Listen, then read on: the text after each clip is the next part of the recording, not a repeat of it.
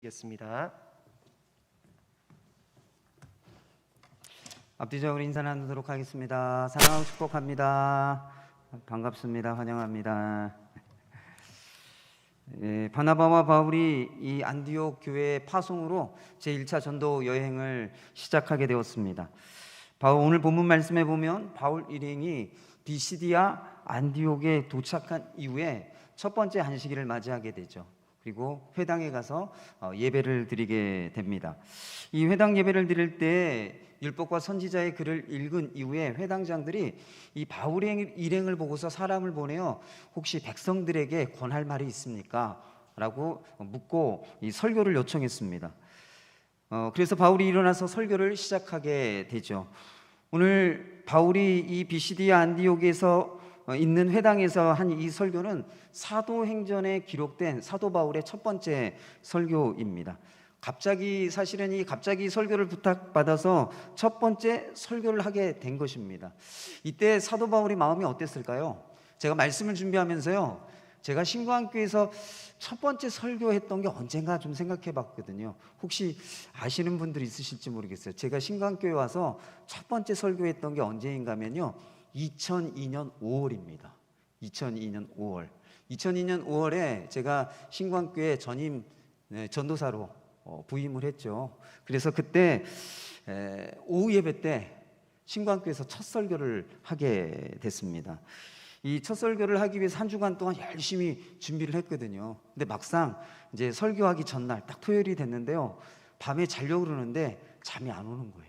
얼마나 긴장되고 떨리든지. 그때 제가 어디에 살았는지 아시는 분들은 아시겠지만 저희 암사동 교회 그 로뎀 교육관 밑에 보면 반지하 사택이 있었죠. 제가 거기에 살았거든요. 누워서 이렇게 잠을 청하는데 너무 이 첫 설교에 대한 긴장감, 부담감, 떨림 이것 때문에 잠이 안 오는 거예요. 그래서 밤 11시에 제가 본당에 올라갔습니다. 그리고 강단에 서서 2시간 동안 아무도 없는데 혼자 막 설교 연습을 했어요. 그때 제가 첫 설교했던 설교 내용이 지금 하나도 생각이 안 나요. 그런데 딱 기억나는 건 제가 무척 떨고 부담스러워했고 굉장히 힘들게 설교를 했던 그것만은 지금도 아직도 기억이 납니다. 준비해서 하는 설교임에도 불구하고 설교한다라는 것이, 많은 사람들 앞에서 설교한다라고 하는 것이 굉장히 힘들고 어렵고 또 긴장됐던 일이죠. 근데 오늘 본문 말씀에 보면 사도 바울이요, 준비해서 설교한 것이 아니라 낯선 장소에서 낯선 사람들에게 갑작스럽게 설교 부탁을 받아서 설교를 하는데요, 오늘 본문 말씀을 보면 사도 바울이 조금도 긴장하지 않고 떨지 않고 아주 담대하게 복음을 전하고 있고 말씀을 전하고 있는 것을 볼 수가 있습니다. 이렇게 담대하게 복음을 전하고 말씀을 전할 수 있었던 이유가 뭘까요? 그것은 평소에 바울이 믿고 확신했던 복음에 대해서, 예수님에 대해서 전하는 것이었기 때문에 조금도 긴장하지 않고 떨지 않고 담대하게 복음을 전할 수 있었다는 것입니다.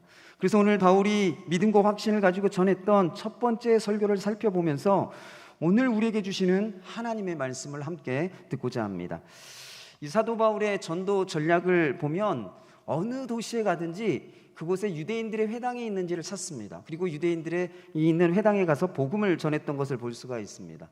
사도행전 17장 1, 2절 말씀에 보면 제2차 전도 여행 때 바울과 실라가 데살로니카에 가게 됩니다. 그리고 그곳에 유대인들의 회당이 있는 것을 보고서 그곳에서 말씀을 전하고 복음을 전했습니다. 또 이 바울과 실라가 사도행전 17장 10절 말씀에 보면 베레아로 가요. 그곳에서도 유대인들의 회당이 있는 것을 찾고 그곳에 가서 복음을 전하고 말씀을 전했던 것을 볼 수가 있습니다. 이 사도 바울이라고 하는 이 사람은 부활하신 예수님을 만났을 때 이방인의 사도로 부름을 받았죠. 이방인의 사도로 부름받았음에도 불구하고 이 사도 바울은요, 제일 먼저 이방인들에게 복음을 전한 것이 아니라 유대인들의 회당에 가서 유대인들에게 복음을 전했다는 것입니다. 왜 사도 바울은 이방인의 사도임에도 불구하고 제일 먼저 유대인들의 회당에 가서 복음을 전한 그 이유가 무엇일까요? 이 회당이라고 하는 것이 어떻게 시작됐는지 좀 우리가 알 필요가 있습니다. 기원전 587년에 바벨론에 의해서 이 남왕국 유다가 멸망하게 되죠. 예루살렘 성전이 파괴되고 많은 사람들이 이 바벨론 포로로 끌려가고 또 많은 사람들이 여러 지역으로 흩어지게 됐습니다. 이때 흩어진 유대인들을 디아스포라 유대인이라고 이렇게 말을 합니다. 이 디아스포라 유대인들은 최소한 성인 10명만 되면 이 회당을 만들고 회당에서 모여서 하나님께 예배하고 그곳에서 성경을 배우고 또 그곳에서 종교적인 모임을 가졌습니다. 오늘 16절 말씀에 보면 바울이 비시디아 안디옥 회당에서 설교할 때 설교를 들었던 두 부류의 사람이 있는 것을 볼 수가 있습니다. 첫 번째로는 이스라엘 사람들이죠. 혈통적으로는 순수 유대인이라고 말할 수가 있습니다. 또 두 번째 부류의 사람은 하나님을 경외하는 사람들입니다. 이 사도행전 말씀에 보면 하나님을 경외하는 사람들이라고 하는 표현이 나옵니다. 이것은 유대교로 개종한 이방인들을 말하는 것이죠.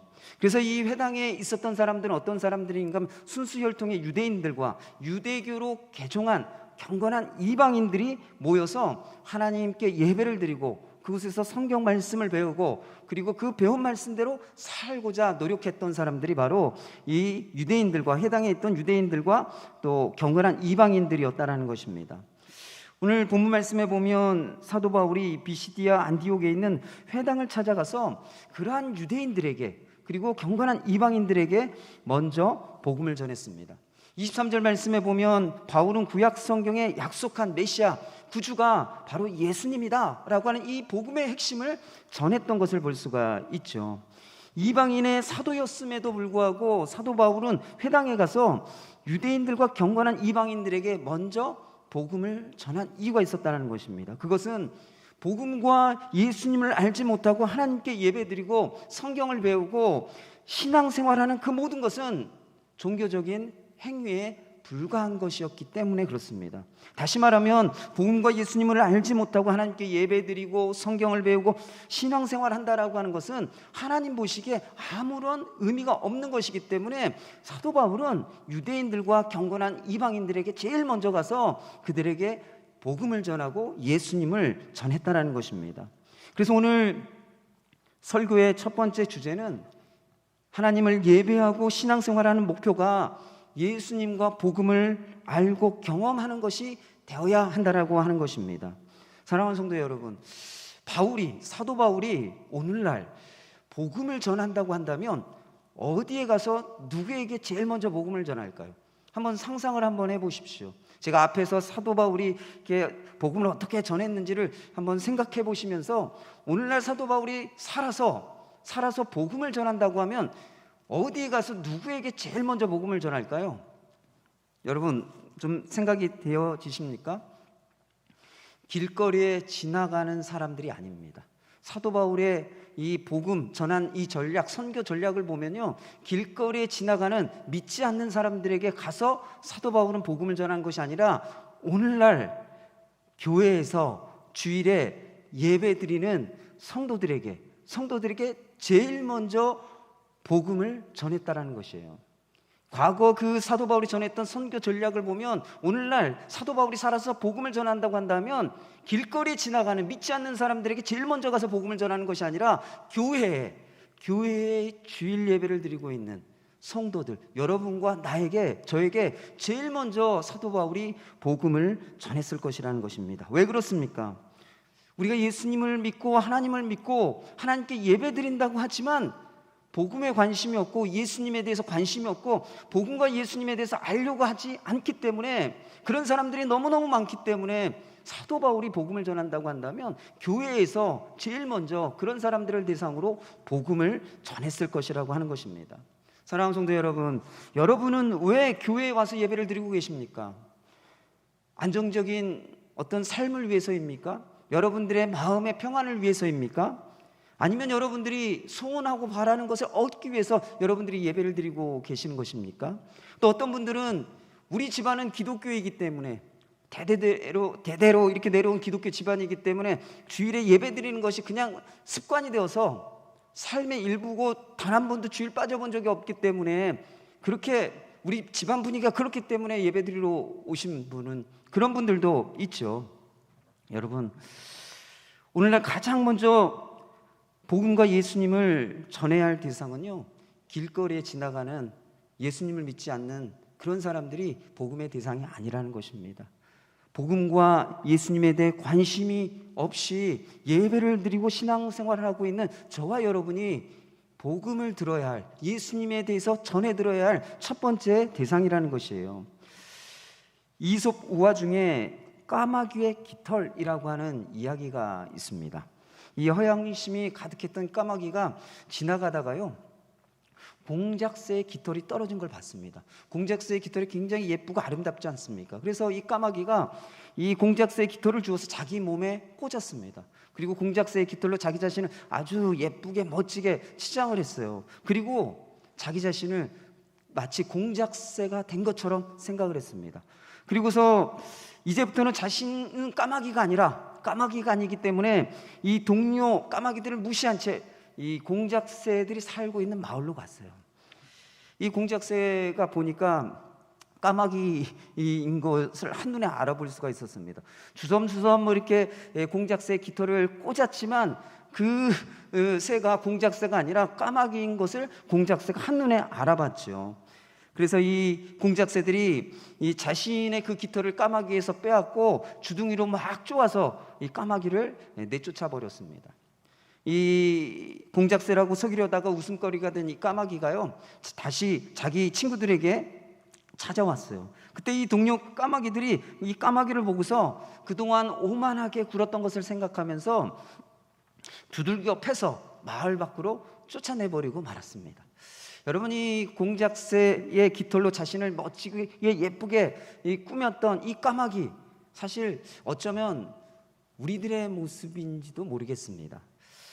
어떤 성도들은 이 이솝 우화에 나오는 까마귀처럼 지식과 돈과 물질과 명예로 아름답게 자기 자신을 꾸미면 세상에서 잘나 보일 것이라고 생각을 하고 그런 것에 관심을 가지고 살아가는 사람들이 많죠. 그리고 우리가 하나님 앞에 예배드리는 이유도 어쩌면 하나님이 다른 사람들이 보기에 아름답고 멋지게 보일 만한 깃털을 하나님이 주실 수도 있지 않을까? 물질이라고 하는 깃털, 명예라고 하는 깃털, 지식이라고 하는 깃털, 돈이라고 하는 깃털, 이런 멋지고 아름다운 다른 사람들이 보기에 탐낼 만한 그런 깃털을 하나님께서 어쩌면 우리에게 주실지도 모른다라고 하는 그 생각 때문에 우리가 하나님을 예배하고 있고 또 신앙생활을 하고 있는 것은 아닌지 우리가 돌아보아야 한다는 것입니다. 사랑하는 성도 여러분, 우리가 하나님께 예배하고 신앙생활을 하는 이유는 복음과 예수님을 알고 제대로 믿기 위해서입니다. 오늘 주일 예배를 드리러 오신 성도 여러분, 여러분들은 복음에 대해서 관심이 있으십니까? 오늘 예수님을 알기 위해서 오늘 예배를 드리러 오셨습니까?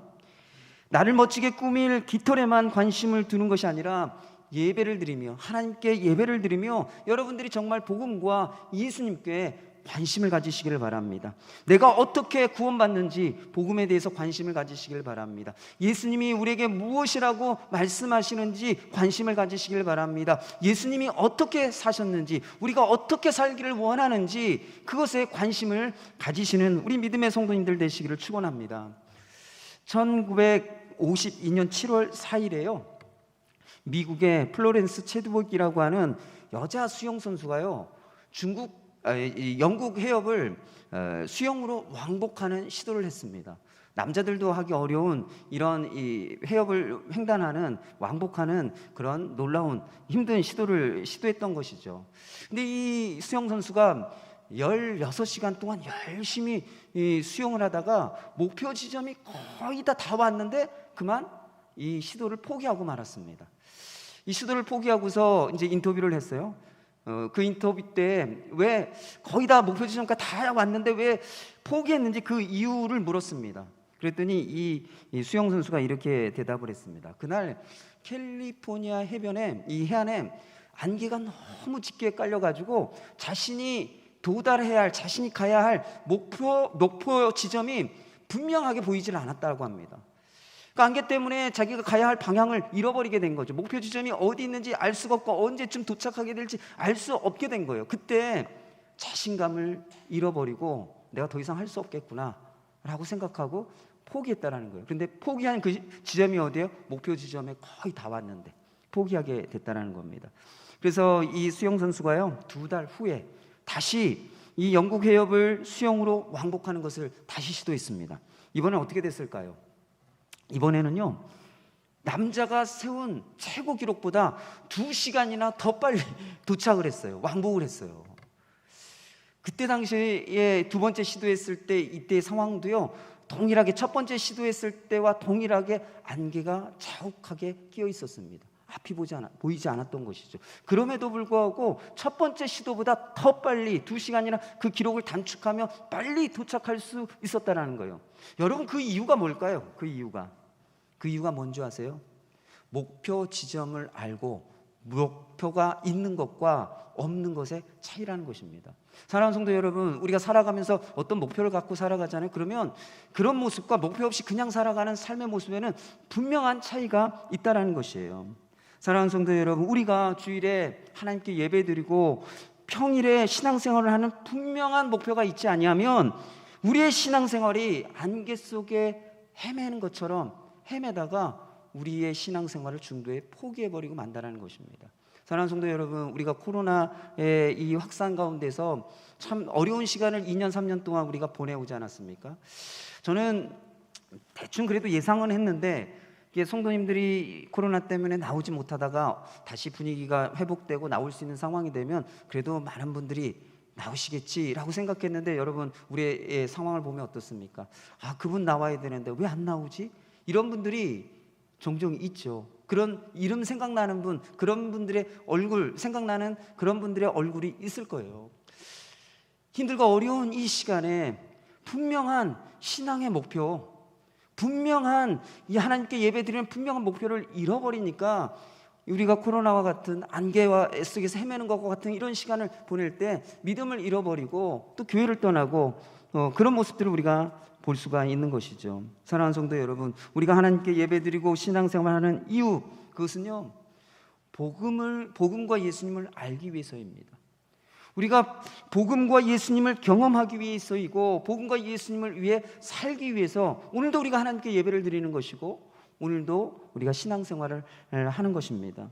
그래서 모든 성도님들이 나를 멋지게 꾸밀 깃털, 세상 사람들이 바라볼 때 아름답다라고 생각하고 부러워할 만한 그 깃털, 멋진 깃털을 하나 더 얻기 위해서 우리가 오늘 살아가는 것이 아니라 예수님을 알고 복음을 제대로 알고 그것을 경험하며 살아가는 것, 그것을 우리가 하나님께 예배드리는 목표로 삼고 또 신앙생활의 목표로 삼고 살아가는 우리 믿음의 성도님들 되시기를 축원합니다. 오늘 두 번째로 살펴보고자 하는 것은요, 17절에서 23절까지의 설교의 내용입니다. 17절에서 23절까지의 이 사도 바울이 전했던 설교의 내용을 보면 이스라엘의 역사를 아주 간략하게 설명하고 있습니다. 그 내용은 하나님이 이스라엘 백성들에게 하신 일을 말하고 있는 것이죠. 17절에서 23절까지의 말씀을 보면 하나님이 이스라엘 역사 속에서 하신 그 모든 일의 시작은 어디에서부터 시작되는가 하면 하나님이 이스라엘 백성들의 조상이었던 아브라함을 택하신 일에서부터 하나님이 이스라엘 백성들에게 하셨던 모든 일이 시작되었다라고 말하고 있습니다. 하나님이 이스라엘 백성들의 조상이었던 이 아브라함을 택하셨기 때문에 하나님이 애굽 땅에서 노예 생활을 하고 있는 이스라엘 백성들을 큰 권능으로 인도하셨습니다. 하나님이 광야에서 하나님과 모세에게 불평하고 원망하는 이스라엘 백성들을 40년간 그들의 소용을 참아주셨습니다. 하나님이 가나안 땅 7족속을 멸하시고 이스라엘 백성들에게 그 땅을 기업으로 주셨습니다. 또한 가나안 정복 이후에 선지자 사무엘 때까지 하나님이 사사를 주셔서 이스라엘 백성들을 다스리게 하시고 또 이방 민족으로부터 구원받게 해주셨습니다. 또 이스라엘 백성들이 왕을 구하자 하나님께서 사울을 40년 동안 왕으로 세우셨다가 패하시고 다윗을 왕으로 세워주셨습니다. 그리고 마지막에는 하나님이 약속하신 대로 이스라엘을 위하여 예수님을 보내주시고 그 예수님을 구주로 세워주셨다라고 말하고 있죠. 그래서 하나님이 이스라엘 백성들을 인도하시고 참으시고 모든 것을 주시고 예수님을 구주로 세워주신 그 이유는 하나님이 아브라함과 그의 후손을 택하여 주셨기 때문에, 그의 후손 이스라엘 백성들을 택하여 주셨기 때문이라고 말하고 있는 것이죠. 사랑하는 성도 여러분, 성도들이 이스라엘 백성들과 같이 하나님의 택함을 받은 자라고 성경은 우리에게 말하고 있습니다. 우리가 요한복음 15장 16절 말씀을 좀 함께 읽어보도록 하겠습니다. 예수님이 제자들에게 하신 말씀이에요. 예수님이 제자들에게 무엇이라고 말씀하셨는지 우리 함께 읽어보겠습니다. 시작. 너희가 나를 택한 것이 아니요 내가 너희를 택하여 세웠나니 이는 너희로 가서 열매를 맺게 하고 또 너희 열매가 항상 있게 하여 내 이름으로 아버지께 무엇을 구하든지 다 받게 하려 함이라. 예수님께서 제자들에게 무엇이라고 말씀하셨어요? 너희가 나를 택한 것이 아니다. 내가 너희를 택하였다. 예수님이, 하나님이 우리를 먼저 택하셨다라고 말씀하고 있는 것이죠. 데살로니가 후서 2장 13절 말씀도 함께 읽어보겠습니다. 데살로니가 후서 2장 13절 말씀입니다. 함께 읽겠습니다. 시작. 주께서 사랑하시는 형제들아, 우리가 항상 너희에 관하여 마땅히 하나님께 감사할 것은 하나님이 처음부터 너희를 택하사 성령의 거룩하게 하심과 진리를 믿음으로 구원을 받게 하심이니. 우리가 읽은 데살로니가 후서 2장 13절 말씀에 보면 사도 바울이 데살로니가 교회 성도들에게 뭐라고 말하고 있습니까? 하나님이 처음부터 너희를 택하셨다라고 말하고 있어요. 그래서 너희를 구원받게 하셨다라고 말씀하고 있죠. 성경은 우리가 하나님을 택한 것이 아니라 하나님이 우리를 처음부터 택하셨고 먼저 택하셨다라고 말씀하고 있습니다. 여러분, 우리가 교회 다니며 신앙생활을 하게 된 것을 쭉 돌아보면 누군가가 우리를 교회로 인도해주고 이끌어주었기 때문에 우리가 교회 다니게 됐죠. 그러나 궁극적으로는 하나님께서 우리를 택하여 주셨기 때문에 우리가 교회 다니고 예수님을 믿고 신앙생활을 하고 있는 것이라는 겁니다. 저는 제가 예수님을 어떻게 믿었는지 잠깐 좀 말씀을 드리면, 초등학교 6학년 때까지는요, 이렇게 교회를 다녔어요. 근데 중학교 올라가면서 교회를 방학을 했습니다. 그러다가 저희 형이 교회를 다니게 됐어요. 저희 형이 친구들 따라서 교회 간 거죠. 그리고 여름쯤 돼서 저희 형이 다니던 교회 전도사님이 저희 집에 신방을 오셨습니다. 신방을 오신 이유는요, 저희 형을 여름 수련회 때 이렇게 좀 참석할 수 있도록 허락해 달라고 부모님께 허락을 받으러 온 거예요. 저희 어머니에게 허락을 받으러 전도사님 찾아왔습니다. 제가 그 옆에서 그 얘기를 듣다가요, 어떤 생각이 들었는가 하면, 여름 수련회? 여름 캠프? 진짜 재밌겠다. 한 번도 안 가봤는데, 못 가봤는데 가보고 싶다. 그 생각이 들었어요. 그래서 제가 그 자리에서 뭐라고 얘기했는가 하면, 엄마 나도 가고 싶어. 전도사님 저도 가도 돼요? 그랬더니 전도사님이 괜찮다 오라고. 제가 그래서 그 중학교 2학년 여름 수련회 그때 가서요, 기도하다가 예수님을 만나고 성령 세례 받고 성령 충만을 경험했어요. 그래서 지금 제가 여기 있는 겁니다. 저는 제가 생각할 때는 제가 교회 간 거 수련회 재미있을 거 생각하고 재미로 놀러 간 것이 제가 교회 간 이유예요. 그리고 수련회 참석한 이유예요.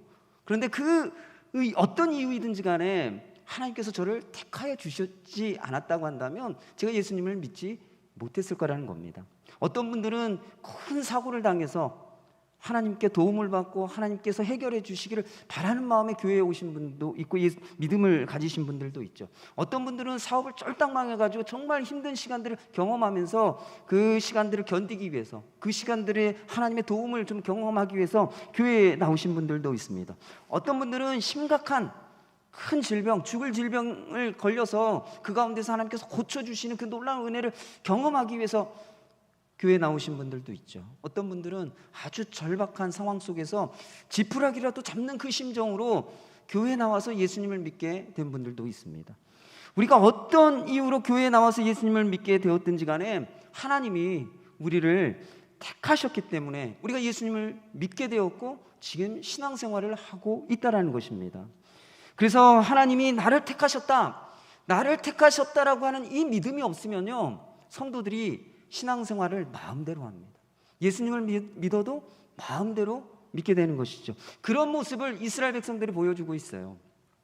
이스라엘 백성들이 출애굽한 이후에 40년 동안 광야 생활을 할 때 이 이스라엘 백성들의 특징이 뭔지 아세요? 하나님이 택하셨다, 하나님이 택하셨기 때문에 우리를 돌보신다라고 하는 이 믿음을 가지지 못했습니다. 그래서 늘 하나님과 모세를 향하여 불평하고 원망했던 것을 볼 수 있죠. 하나님께서 모세를 통해서 애굽에 10가지 재앙을 내리시고 이스라엘 백성들을 애굽에서 구원해 주셨습니다. 이 구원받은 이스라엘 백성들이 그들 앞에 홍해바다가 있고 뒤에선 애굽 군대가 쫓아올 때 그들이 뭐라고 원망하고 불평합니까? 차라리 애굽에서 섬기는 것이 낫지 여기서 죽는 것보다 애굽에서 섬기는 것이 더 낫겠다. 애굽에서 고생하는 것이 오히려 광야에서 죽는 것보다 낫다라고 불평하고 하나님께 모세에게 원망했던 것을 볼 수가 있습니다. 그래서 하나님이 홍해를 가르시고 이스라엘 백성들을 마른 땅처럼 건너가게 하시는 은혜를 베푸시죠. 그뿐만이 아니라 하나님이 다시 물을 흐르게 하셔서 뒤쫓아오던 애굽 군대를 홍해에 수장시키시고 이스라엘 백성들을 구원해 주셨습니다. 출애굽기 15장을 보면 이 홍해를 건넌 지 사흘이 되었을 때 이 마라라고 하는 곳에 이르게 됐습니다. 마라에 이르렀는데 물을 마셨는데 물이 있어서 도저히 먹을 수가 없는 거예요. 그러니까 또 이스라엘 백성들이 하나님과 모세를 향하여 불평하고 원망합니다. 하나님이 모세에게 나뭇가지 하나를 물에 던지라고 말씀하셨습니다. 그렇게 했더니 물이 달아져서 이스라엘 백성들이 물을 마실 수 있게 되었죠. 출애굽기 16장을 보면 이스라엘 백성들이 신광야라고 하는 곳에 이르렀습니다. 그리고 이스라엘 백성들이 그곳에서 또 원망합니다. 애굽에서는 떡과 고기를 배불리 먹었는데 우리가 광야에서 굶어 죽게 생겼다고 또 모세와 하나님께 불평하고 원망을 합니다. 하나님이 아침에 이 만나를 하늘에서 내려서 그들의 일용할 양식으로 삼게 해주셨습니다. 그리고 저녁에는 메추라기를 보내주셔서 고기를 먹게 해주셨죠. 또 출애굽기 17장을 보면 이스라엘 백성들이 신광야를 떠나서 르비딤이라고 하는 곳에 이르게 됐습니다. 그곳에서는 어떤 어려움에 부딪히게 됐을까요? 물이 없었어요. 물이요. 그래서 또 모세와 하나님을 원망하고 불평합니다. 그래서 하나님께서 모세에게 지팡이로 반석을 치라고 말씀하시고 그곳에서 물이 나와 이스라엘 백성들이 물을 마실 수 있게 해 주셨습니다. 민수기 11장을 보면 이스라엘 백성들이요 시내산에서 한 1년 정도를 머물렀어요. 근데 1년 동안 이 이스라엘 백성들이 먹은 게 뭐예요? 만나를 1년 동안 먹은 겁니다. 저는 개인적으로 김치찌개를 되게 좋아하는데요 1년 동안 김치찌개를 아침, 점심, 저녁으로 먹는다. 정말 질릴 것 같아요. 이스라엘 백성들도 만나를 아침, 점심, 저녁으로 1년 동안 먹다 보니까 너무너무 질린 거예요. 그러니까 또 불평을 합니다. 야, 애굽에 있을 때에는 우리가 생선, 오이, 참외, 부추, 파, 마늘 이런 거 실컷 먹었는데 우리가 지금 맨날 이 만나만 먹고 있으니 너무너무 질린다. 만나를 튀겨도 먹고 볶아도 먹고 별의별 조리 방법을 다 해서 먹었는데도 그 질리는 것을 이렇게 이길 수가 없는 거예요. 그래서 너무너무 질려서 불평할 때 하나님께서 메추라기를 이스라엘 백성들에게 한 달 동안 보내셨어요. 한 달 동안. 그래서 또 어떻게 하셨어요? 고기를 질리게 먹게 해주셨습니다. 그래서 입에서 메추라기 냄새가 날 정도로 질리게 먹게 해주셨어요. 이스라엘 백성들을 보면 어떻습니까? 하나님께서 베풀어 주신 은혜를 늘 기억하지 못해요. 늘 기억하지 못해요. 마치 3일 지나면 받은 은혜 다 잊어버리는 것처럼 이스라엘 백성들이 광야에서 그런 삶을 살았던 것을 볼 수가 있습니다. 그래서 하나님과 모세에게 끊임없이 불평하고 원망했던 모습을 볼 수 있죠. 그래서 오늘 18절 말씀에 보면 뭐라고 말씀하고 있어요? 사도 바울이 설교할 때 하나님이 광야 생활 40년 동안 이스라엘 백성들의 소행을 참으셨다라고 말씀하고 있어요. 참으셨다. 여러분이 참으셨다라고 하는 표현을 이 현대인의 성경에서는 돌보셨다라고 이렇게 번역하고 있습니다. 이스라엘 백성들이 끊임없이 불평하고 원망할 때 하나님께서 이스라엘 백성들에 대해서 참으셨을 뿐만이 아니라 그들의 필요를 채우시며 돌보셨다라고 말씀하고 있는 것이죠. 여러분 이렇게 하신 이유가 뭘까요? 하나님께서 이스라엘 백성들의 그 불평과 원망 다 들으시고 참으시고 그 불평과 원망을 해결해 주시면서 그들을 돌보셨던, 그것도 40년 동안 돌보셨던 그 이유가 뭐예요? 택하셨기 때문이라는 거예요. 택하셨기 때문에. 그러나 이스라엘 백성들은 하나님이 우리를 택하셨기 때문에 하나님이 돌보신다, 이 믿음을 가지지 못했습니다. 그래서 늘 끊임없이 하나님과 모세를 향하여 불평하고 원망했던 것을 볼 수가 있죠. 사랑하는 성도 여러분, 우리가 이것을 통해서 알 수 있는 게 뭔지 아십니까? 이 광야와 같은 상황이 하나님이 택하셨기 때문에 돌보신다라고 하는 믿음이 있는지 없는지를 확인하는 기회와 방법이 된다는 거예요. 우리가 어떤 광야와 같은 상황에 놓였을 때 하나님을 향하여, 사람을 향하여 불평하고 원망하고 있다고 한다면 우리에게 뭐가 없는 거예요? 어떤 믿음이 없는 거예요? 하나님이 나를 택하셔서 돌보신다라고 하는 믿음이 없다라고 하는 것을 우리에게 반증해주고 보여주는 것이라는 겁니다. 사랑하는 성도 여러분, 하나님이 우리를 택하셨기 때문에 돌보신다라고 하는 이 믿음을 가지시기를 바랍니다. 그래서 광야와 같은 시간 속에서 하나님이 인도하시고 우리를 돌보시는 은혜를 경험하게 되는 우리 믿음의 성도님들 되시기를 축원합니다. 여러분, 그렇다고 한다면 도대체 하나님이 택하셨다라고 하는 게 어떤 의미일까요? 하나님이 우리를 택하셨다라고 하는 이 의미가 어떤 의미인지 에베소서 1장 5절 말씀에 우리에게 말해주고 있습니다. 에베소서 1장 5절 말씀 함께 읽어보도록 하겠습니다. 에베소서 1장 5절 말씀입니다. 함께 읽겠습니다. 시작. 그 기쁘신 뜻대로 우리를 예정하사 예수 그리스도로 말미암아 자기의 아들들이 되게 하셨으니. 에베소서 1장 5절 말씀에 보면 사도 바울이 우리에게 이렇게 얘기하고 있습니다. 하나님이 우리를 미리 택하신 이유는 예수 그리스도로 말미암아 자기의 아들들이 되게 하기 위해서다라고 말씀하고 있어요. 하나님이 우리를 택하신 이유는 하나님의 자녀 삼기 위해서라는 것입니다. 우리를 돌보시는 그 이유가 뭐예요? 하나님이 택하여 우리를 자녀 삼아 주셨기 때문에 우리를 참으시고 돌보신다라고 말하고 있는 것입니다. 제가 설교를 준비하다가요, 이 충남 홍천군에 가면 그림이 있는 정원이라고 하는 이 수목원이 있는데요. 그림이 있는 정원이라고 하는 수목원이 있는데 이 수목원이 어떻게 시작되었는지를 소개하고 있는 글을 제가 읽게 됐습니다. 그 내용을 좀 여러분들에게 좀 소개해 드리겠습니다. 전통 가구 명장으로 유명한 임진호라고 하는 분이 계셨습니다. 그리고 그에게는 아들이 있었는데요. 이 아들이 대학 MT에 갔다가 사고를 당했어요. 엄청난 사고를 당했습니다. 그래서 척추가 마비되는 중증 지체 장애인이 되는 엄청난 사고를 당하게 됐어요. 이렇게 이 중증 지체인 장애라고 하는 엄청난 사고를 겪은 이 아들이요, 할 수 있는 게 아무것도 없는 거예요. 스스로 자기 몸을 움직일 수 없고 그냥 누워만 있는 거, 그것이 이 아들이 할 수 있는 전부였습니다. 그리고 그런 아들이 할 수 있는 거라고 하는 것은 누워서 창문을 통해서 세상을 바라보는 거, 그거 외에는 할 수 있는 게 아무것도 없었던 거예요. 아버지가 이런 아들을 보고서요, 그 창문을 통해서 세상을 바라보는, 그 창문을 통해서 세상을 바라볼 수밖에 없는 그 처지 가운데 있는 이 아들에게 아름다운 풍경을, 조금이라도 아름다운 풍경을 전해주고 싶다. 비록 창을 통해서 세상을 볼 수밖에 없지만 그 조그만 창을 통해서라도 좀 더 아름다운 풍경을 좀 볼 수 있게 해줬으면 좋겠다, 이런 마음이 있어갖고요, 이 아버지가 처음에 정원을 꾸미기 시작했습니다. 처음에 나무 두 그루로 이 정원을 꾸미기 시작한 거예요. 그리고 점점 정원에 나무를 심고 꽃을 이렇게 심다 보니까 나중에는요 3만 평을 이루는 거대한 수목원이 됐어요.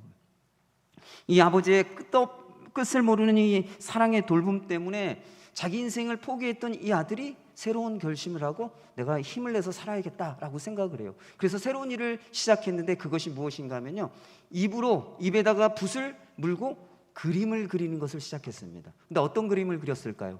아버지가 자신을 위해서 만들어준 그 정원에 심겨진 나무 그림을 그리기 시작했어요. 그 그림을 한 점, 두 점 모아서 그 수목원에 이렇게 전시를 했습니다. 그래서 수목원의 이름이요, 그림이 있는 정원이 된 거예요. 사랑하는 성도 여러분, 이 아버지가 장애를 가진 이 아들을 한결같이 이 사랑으로 돌볼 수 있었던 이유가 뭘까요? 그렇게 자신의 삶을 희생하면서 그 아들에게 조금이라도 더 아름다운 풍경을 보여주기 위해서 자신의 삶을 수고하고 헌신하며 그렇게 드리며 아들을 섬기고 돌볼 수 있었던 그 이유가 뭐예요? 이 장애를 가진 이 아들이 아버지를 위해서 무엇인가 대단한 일을 해줄 것이라고 하는 기대 때문이 아니죠. 그냥 아들이라고 하는 이유 때문이에요. 아들이라고 하는 이유.